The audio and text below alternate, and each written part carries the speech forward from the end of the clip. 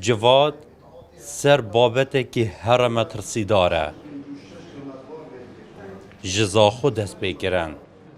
شانده که پرلمان عراقیه چه تاجر بد چه کاری نه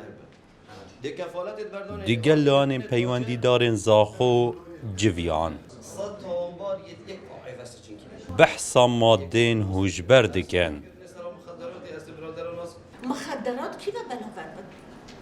مدرسه مال چاوا تیم بالاف کرن کی به بلاور بود؟ بو چی چاره سری هنده زحمته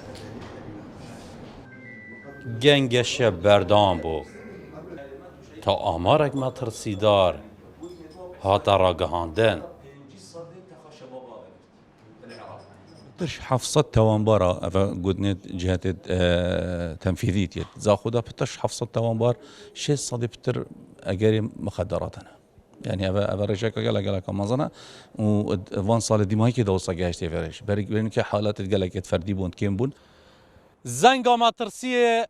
لوی باجری هاتی الیدان بابت ایدیج حالتان در کفتیه و کفتیه دناوا کنج و قلاچن وی باجری نخوشیه که هنده مترسیه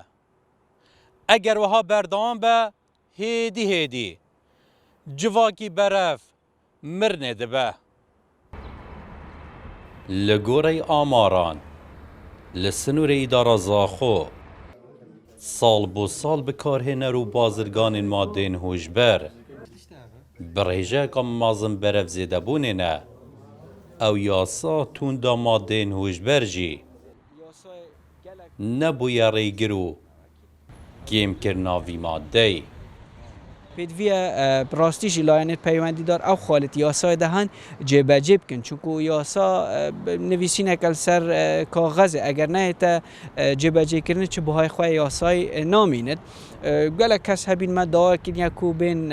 سمینار و کوربندا و وان چندا سر بدن خواه کشیانش وی بابتی و براستیش دوباره از تکرار کن و اف بابته یه برفره هد بد بله مخابنی وجبر نسقامگیری آبوی و دیسان هجایی و بلندبون ریجا بیکاری امید بینن افروکه دا کرستین مادن هوشبر یه گهشتی بلندترین آست مطرسیه که اگر ام بین سالا بوری براورد گل 5 سال بوری بکن